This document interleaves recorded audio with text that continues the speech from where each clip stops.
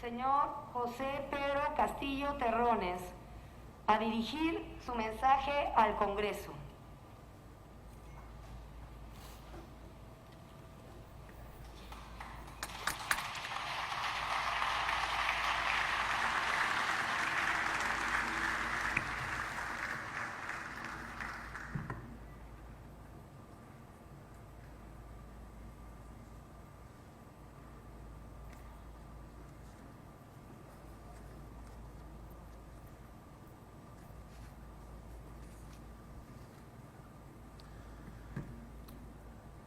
Señora Presidenta del Congreso de la República,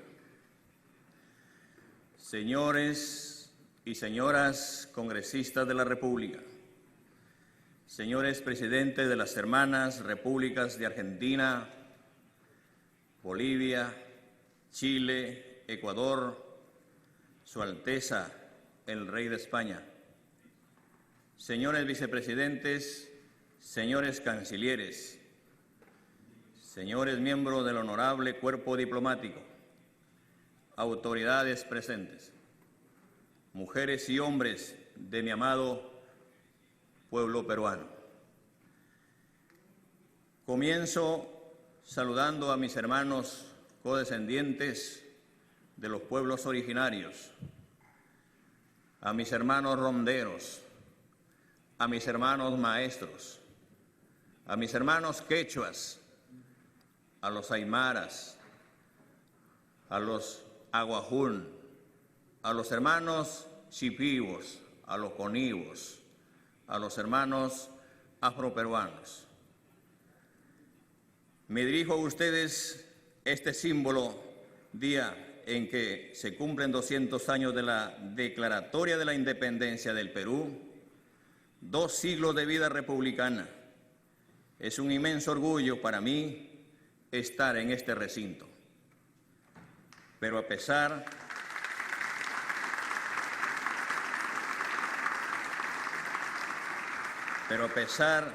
de que conmemoramos una fecha tan simbólica, nuestra historia en este territorio viene de mucho más atrás. Somos una cuna desde hace 5.000 años de civilizaciones y culturas trascendentales. En nuestras tierras florecieron importantes y extensos estados como el Huari y luego el Tahuantinsuyo. Durante 4 milenios y medio, nuestros antepasados encontraron maneras de resolver los problemas y de convivir en armonía con la rica naturaleza que la providencia los ofrecía. Fue así hasta que llegaron los hombres de Castilla, que con la ayuda de múltiples filipillos y aprovechando un momento de caos y desunión, lograron conquistar al Estado que hasta ese momento dominaba gran parte de los Andes centrales. La derrota del incanato dio inicio a la era colonial. Fue entonces, y con la fundación del virreinato, que se establecieron las castas y diferencias que hasta hoy persisten. Los 3 siglos en los que este territorio perteneció a la corona española le permitieron explotar los minerales que sostuvieron el desarrollo de Europa, en gran parte con la mano de obra de los abuelos de muchos de nosotros. La represión a la justa revuelta de Túpac Amaru y Micaela Bastidas terminó de consolidar el régimen racial impuesto por el virreinato, acabó con las élites andinas y subordinó aún más a la mayoría de los habitantes indígenas en este rico país. 40 años después, la independencia del virreinato del Perú de España en 1821 no trajo consigo una mejora real para la mayoría de los peruanos. Los denominados aborígenes continuaron siendo explotados como ciudadanos de segunda categoría para el erario de la flamante República del Perú. Con el tiempo, a la antigua comunidad afroperuana traída a la fuerza se agregó la proveniente de China y luego del Japón. sangre que enriqueció nuestras venas, pero lleva también consigo el dolor. Estas no son historias de un pasado remoto, hasta muy avanzado el siglo XX, quienes eran señalados como indios, según aportando al Estado una contribución en trabajo conocida como conscripción vial. Mientras en la Amazonía muchos pueblos se aislaban voluntariamente ante el avance feroz de los caucheros que impusieron regímenes de esclavitud y violencia. Los que fueron ampliamente registrados en el famoso informe inglés llamado el Libro Azul. Hasta los pasados años 60, muchas haciendas se vendían con campesinos adentro. Incontables peruanos seguíamos viviendo en servidumbre. Recién con la Constitución del 79, todos los adultos pudimos ejercer el derecho al voto. La organización popular logró avances en el acceso a los derechos, proceso que se vio truncado por el golpe de Estado de 1992, que sentó las bases para un recorte de derechos, un debilitamiento del Estado y para las reglas que rigen hasta hoy. Desde entonces, nuestro país ha crecido en diversos gobiernos que accedieron al poder gracias al voto popular, que sin embargo los han defraudado. Esta vez un gobierno del pueblo ha llegado para gobernar con el pueblo y para el pueblo.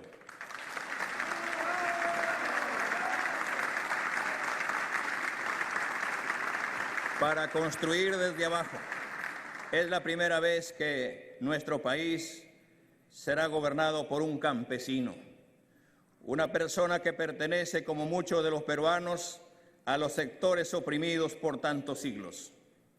También es la primera vez que un partido político formado en el interior del país gana las elecciones democráticamente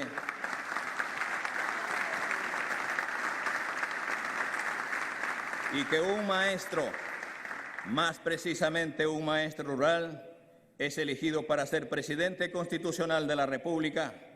Es difícil expresar el altísimo honor que significa para mí en este momento. Quiero que sepan que el orgullo y el dolor del Perú profundo corre por mis venas, que yo también soy hijo de este país, fundado sobre el sudor de mis antepasados, erguido sobre la falta de oportunidades de mis padres, y que a pesar de eso, yo también lo vi resistir.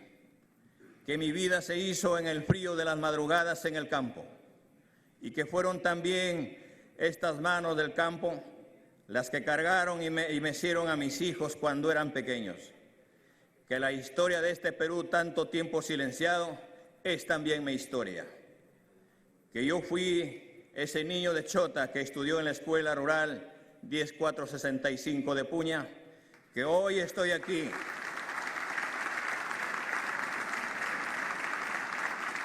para que esta historia no sea más la excepción. Quiero que sepan que tienen mi palabra. No las defraudaremos, no los defraudaré.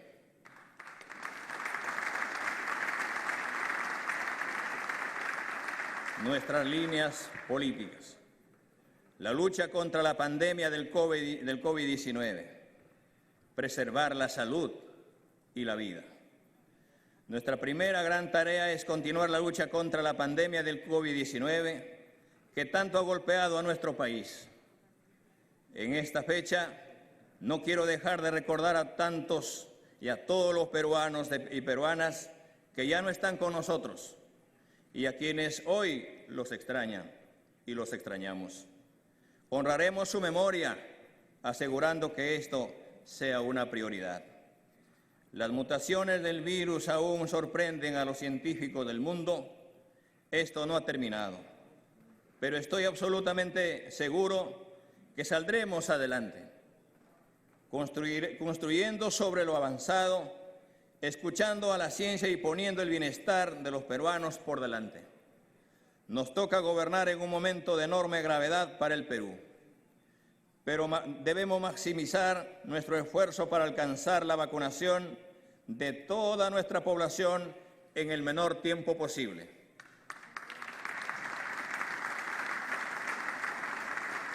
La salud en nuestro gobierno será un derecho fundamental que el Estado debe garantizar. La salud física y mental será primera prioridad en el gobierno. Concretaremos un sistema de salud universal, unificado, gratuito, descentralizado y participativo. Se priorizará la atención médica primaria para fortalecer la prevención y acercar la salud a la población. Mejoraremos la capacidad de atención de centros y postas de salud e impulsaremos la conformación de 5.000 equipos de atención comunitaria integral que tendrán un criterio territorial para que ninguna familia peruana quede sin cobertura médica. Debemos fortalecer la atención hospitalaria. Al término de mi mandato, entregaré hospitales especializados por región, entre los cuales priorizaremos hospitales materno-infantil, hospital neoplásico, hospital clínico quirúrgico, hospital de medicina tropical y hospital de salud bucal.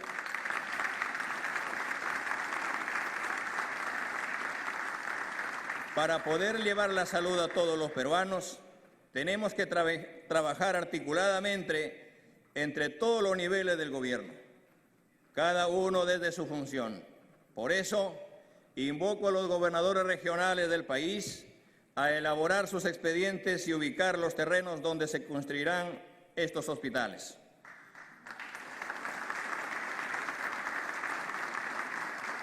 Iniciaremos, además, con la construcción del hospital en San Juan del Lurigancho y en el Orae. Debemos terminar con el centralismo que provoca que millones de peruanos tengan que viajar a Lima por una consulta médica. Necesitamos además valorar el trabajo de los hombres y mujeres que han dedicado su vida a la salud. ¿Quién no se conmovió durante este último año con su esfuerzo y sacrificio? Cientos han fallecido durante la pandemia y a ellos también nos debemos. A quienes se desarrollaron en el campo de la salud, quiero que sepan que tienen en este gobierno a un aliado. No más trabajos precarios. El país necesita mantener el compromiso y aporte de los trabajadores y los colegios profesionales de salud.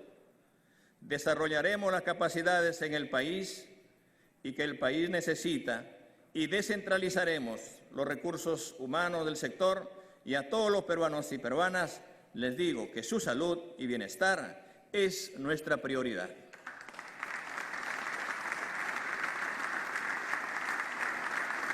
Reactivación económica. En los últimos 30 años se ha discutido mucho sobre las falencias del modelo económico implementado en los 90. A pesar de ello, ningún gobierno escuchó el malestar de las mayorías y así se rehusaron a realizar los cambios anhelados por la población. Pero la pandemia terminó por visibilizar que las críticas que se les hacía al modelo económico no solo eran legítimas, eran también válidas. Hoy la población pide cambios y no está dispuesta a renunciar a ellos. Ahora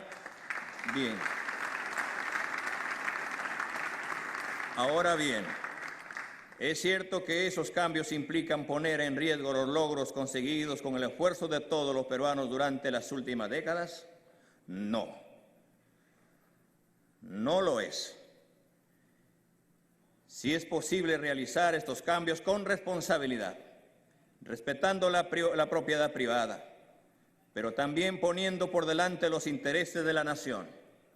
Y nada hacia eso apuntamos, porque queremos construir un país más próspero, más justo, un país donde una mayor generación de riqueza y bienestar se distribuya de manera equitativa entre todos los peruanos. Este es el compromiso que hoy, 28 de julio, en este bicentenario, asume nuestro gobierno. Hoy nos surge la recuperación de los empleos e ingresos de las familias, lo que exige una reactivación de la economía a fondo. Lamentablemente, durante la campaña electoral, se ha tratado de asustar a la población con el cuento que queríamos expropiar los ahorros, las casas, los automóviles, las fábricas y otros bienes de propiedad de los ciudadanos, lo que es totalmente falso.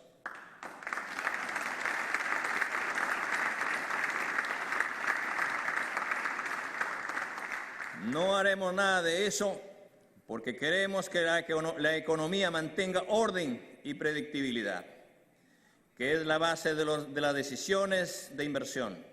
La propiedad de las personas obtenidas con esfuerzo y en el marco de la legalidad está garantizada por el Estado.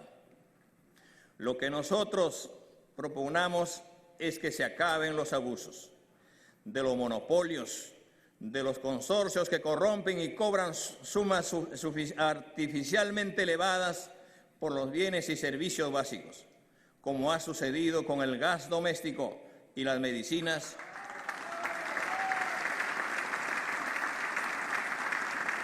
y cuando las entidades financieras cobran hasta el 200% por crédito de consumo. Así, por ejemplo, el Banco de la Nación deberá estar en capacidad de proporcionar al ciudadano todos los servicios bancarios disponibles, con tasas de utilidad razonables, que les permitan competir en este mercado con eficacia, pero sin usura. No pretendemos ni remotamente estatizar ninguna economía, ni hacer una política de control de cambios. Solo queremos que la economía de las familias, sobre todo las de menores ingresos, sean más estables y prósperos. Que las grandes empresas no estafen al fisco inmediato la evasión o elusión tributaria, que el Estado cumpla su función supervisora y defensora del ambiente, del consumidor y de la sociedad. No creo que ningún verdadero peruano pueda estar en contra de este propósito.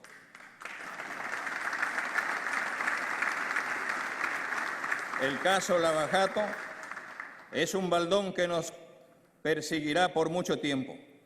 Tenemos que desterrar la corrupción, pero para eso tenemos que sancionar con dureza y firmeza a todos los que participen en ella. En el caso mencionado, vemos a muchos funcionarios, incluso hasta 3 expresidentes del país implicados. 2 de ellos han sido detenidos, pero paradójicamente no vemos preso a ningún empresario. Algunos lo estuvieron unos días, pero ahora ya están libres y hasta fuera del país. Esto no es correcto.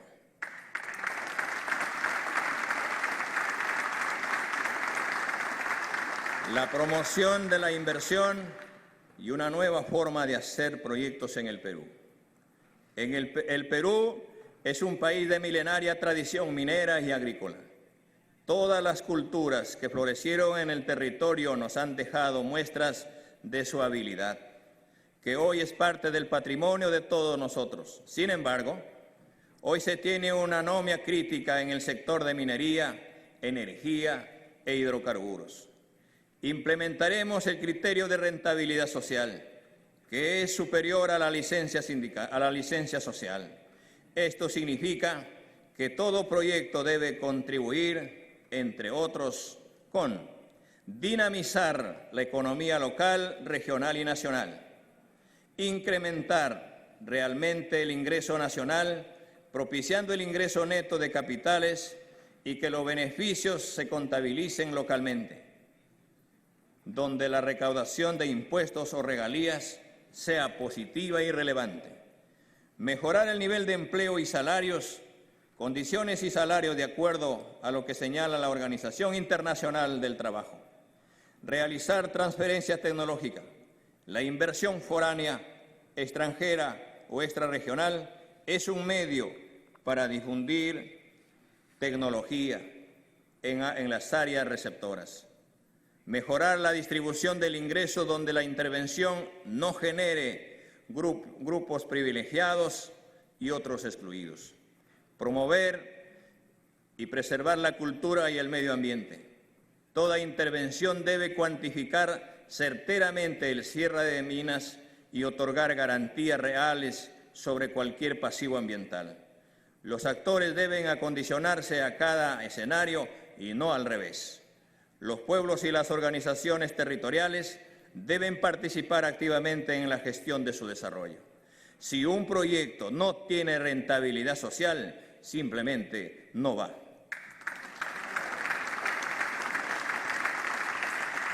Esto significa un nuevo pacto con los inversores privados, donde el Estado intervenga para reducir costos, facilitar procesos, mantener la seguridad jurídica y, a cambio, la población local y el país reciban contribuciones que generen desarrollo y mayores oportunidades con un real cuidado del medio ambiente. Se promoverá la participación del Estado, como la hacen todos los países de la región, como socio o ejecutor mayoritario. El Estado peruano enfrenta difíciles retos a corto y mediano plazo. Necesita una nueva forma de hacer minería en su rol, en su territorio, en un escenario de paz con justicia social, donde cada pueblo sea protagonista de su destino. Principales acciones a desarrollar. En mi gestión desarrollaremos lo siguiente. En salud, frente a una tercera ola de contagios, tenemos a la fecha 16% de la población vacunada con 2 dosis y un primer nivel de atención muy débil. Esto significa el enorme desafío de llegar a fin de año al más del 70% de la población vacunada y lograr la protección comunitaria. Vamos a comprometer todo el aparato del Estado y con nuestro pueblo movilizado. En tal sentido, convocaremos de inmediato a todos los gobernadores regionales y a sus directores regionales a evaluar acciones ante la pandemia. Los centros y postas de salud garantizarán la atención médica, laboratorio y exámenes con real gratuidad, sean y no asegurados. Se dispondrán las medidas para ampliar los horarios de atención para pacientes no COVID hasta 12 horas en los establecimientos del Ministerio de Salud y la Seguridad Social. Se tomarán las medidas necesarias para continuar con la vacunación, ampliando horarios y extendiendo su presencia en las zonas más populosas de las capitales. Los establecimientos de primer nivel vacunarán en horario extendido. En economía, de manera inmediata, para crear 1 millón de empleos en un año, nuestro gobierno implementará las siguientes medidas. Golpe de inversión pública y generación de empleo temporal. Activar programas públicos de generación de empleo que a la vez permitirán darle mantenimiento o construir obras en todo el país. Para ello se asignará 3.000 millones de soles para las municipalidades y los gobiernos regionales para la aceleración de inversiones. 1.000 millones de soles para arreglar trochas carrozables a los centros poblados del país.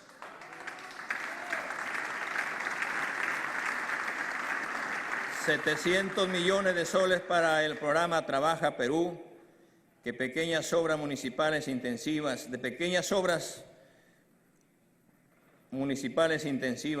en empleo. Transferencia directa e inmediata de apoyo financiero de 700 soles a cada familia vulnerable, dado que la pandemia ha generado muchos costos en educación y salud a las familias, y a eso ahora se ha sumado en el último mes del gobierno anterior un alza de precios que afecta a la alimentación familiar. Los programas de facilidades de crédito realizados de manera concertada entre el Gobierno y el BCR han permitido sostener a sectores empresariales durante la pandemia, pero excluyeron a las mayorías, al agro, las pymes y los consumidores. Por ello, queremos sostenerlos y ampliarlos. En este sentido, ampliaremos los periodos de gracia y facilitaremos la reprogramación de deudas de las MIPES. Lanzaremos un nuevo programa de crédito orientado específicamente a la protección del empleo y le daremos especial atención y prioridad a los sectores más afectados por la pandemia: el agro, MIPES, turismo y transporte. En educación, hemos expuesto más de una vez cómo está el sistema educativo. En mi gobierno será una prioridad que este gobierno del pueblo y para el pueblo declararemos de inmediato la educación pública en estado de emergencia.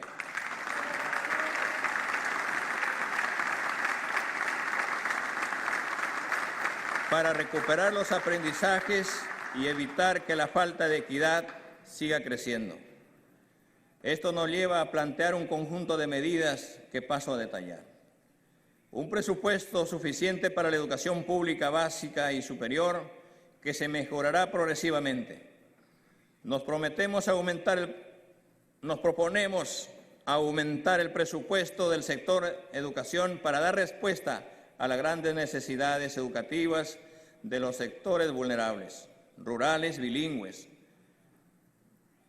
periferias marginales y urbanos. Nos proponemos duplicar la asignación presupuestal para la educación pública en los primeros años de nuestro gobierno y aumentar la participación del gasto en el PBI. Mejoraremos la distribución de los recursos educativos con criterios de equidad y priorizando acciones que ayuden a superar las brechas sociales profundizadas por la pandemia. Se fortalecerá la atención educativa de la primera infancia, retornando el programa Cuna Más. A más tardar en el primer semestre del año 2022, nuestras escuelas volverán a la actividad presencial. Para ello garantizaremos la vacunación de todos los maestros, promotores, auxiliares y personal de los servicios educativos, la adopción de medidas de bioseguridad en todas las instituciones y programas educativos. Promoveremos la revalorización de la carrera docente, garantizando la formación inicial y continua de calidad y pertinente con los entornos socioculturales, el reconocimiento y valoración del rol de los docentes directivos de las instituciones públicas, estableciendo estímulos que garanticen una educación de calidad para todos. Consideramos de vital importancia que el sistema educativo cuente con una base firme de profesores estables. Promoveremos en las zonas rurales vivienda y centros de recursos pedagógicos para los docentes. Es tiempo que esta vieja aspiración se concrete y los profesores rurales, verdaderos apóstoles de la educación peruana, reciban un mínimo de servicio para poder realizar su tan esforzado como importante trabajo.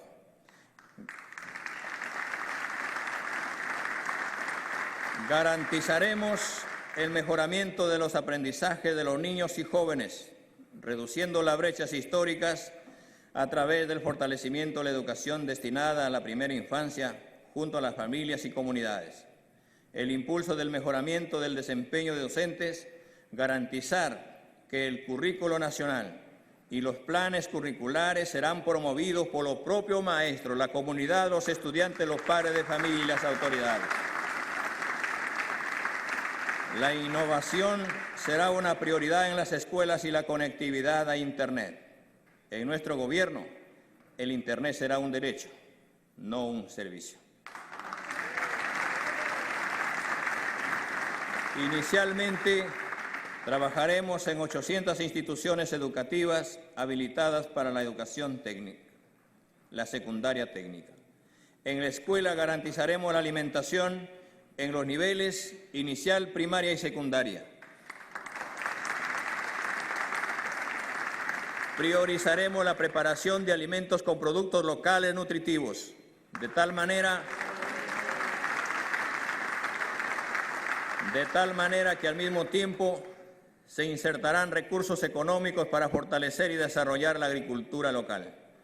Impulsaremos gradualmente una política de ingreso libre a las universidades y de educación superior. Este sistema funciona bien en otros países y consideramos que aquí pasará lo mismo. Se impulsará fuertemente las escuelas e institutos superiores de educación técnica y en las instituciones educativas de educación básica. También la formación técnica en los estudiantes en los últimos 3 años de la educación secundaria. Destinaremos 1.000 millones de soles para pagar la deuda social del magisterio peruano.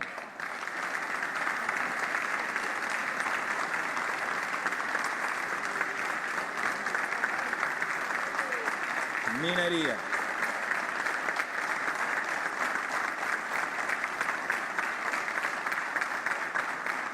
Minería. Poner orden en la minería. Esto significa reglas claras, escenarios sin sorpresas para los actores, utilizando las buenas prácticas que se dan en otros escenarios, expulsando la corrupción, sincerando y acotando procedimientos que faciliten la exploración, la explotación, el control y el cierre adecuado de cada proyecto. Haremos lo posible para producir más y con mayor valor agregado. Vivienda, construcción y saneamiento. En nuestro Perú del Bicentenario existen 3 millones de peruanos que no gozan de agua potable y 17,5 millones de alcantarillado.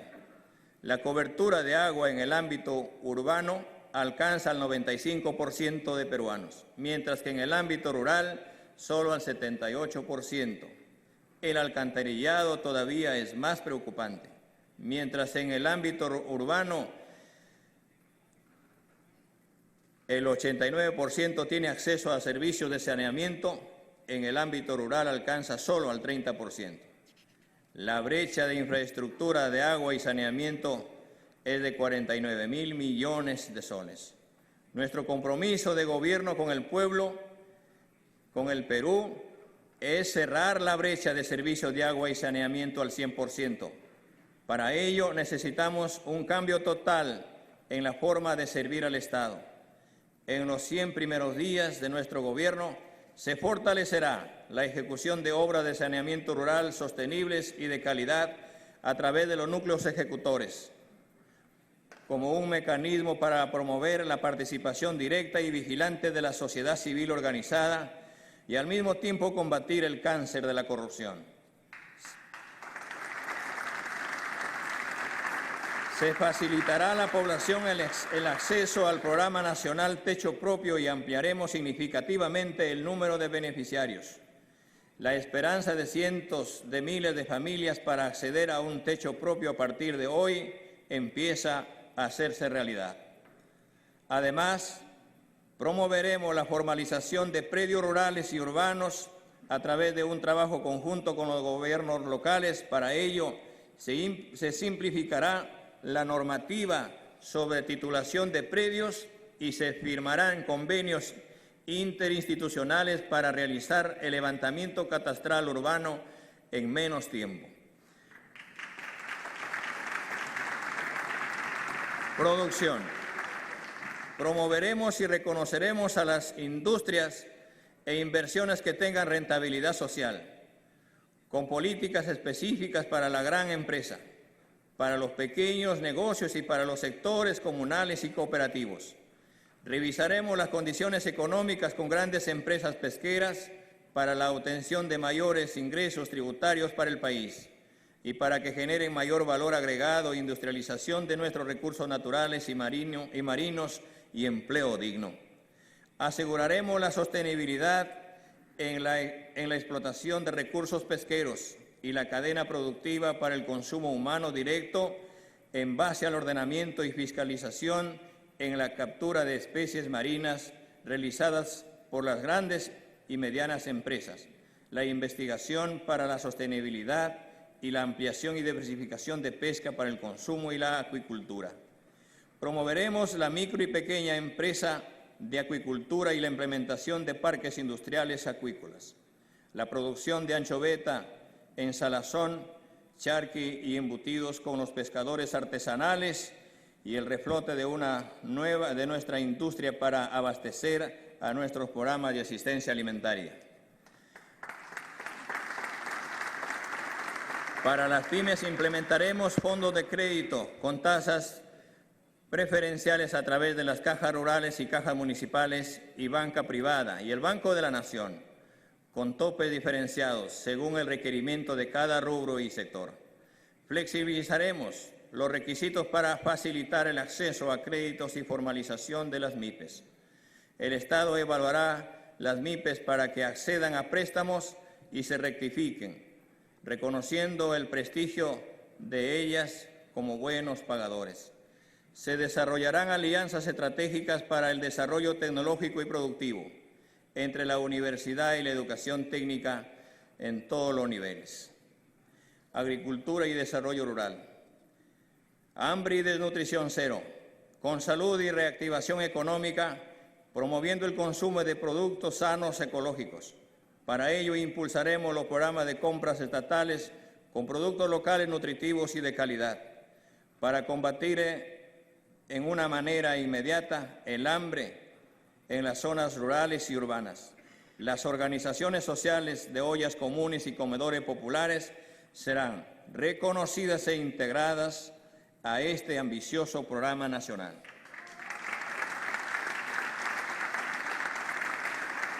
Para la inmediata reactivación económica del sector rural, destinaremos 3.000 millones de soles para el Fondo FAEAGRO, haciendo más accesible y con mayor presencia a nivel nacional.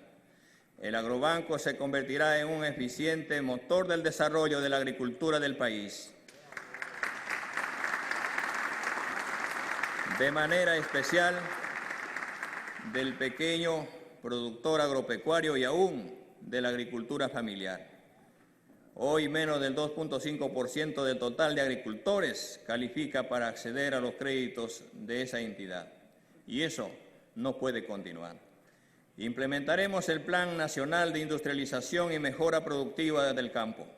Con la participación de los gobiernos regionales y los gobiernos locales, direccionaremos fondos públicos para darles equipos y tecnología de punta a los agricultores organizados. La inmediata puesta en marcha del Plan Nacional de Repoblamiento Ganadero, que devolverá productividad a más de 1.7 millones de familias ganaderas en la costa, en la sierra y en la selva. El mejor modo de combatir la anemia será permitiendo que nuestros hijos coman proteínas de gran calidad y ricas en hierro. Priorizar los proyectos de irrigación, asimismo proyectos de siembra y cosecha de agua para integrarnos a los mercados internacionales. Aprovecharemos nuestra biodiversidad para el desarrollo productivo agrario e industrial.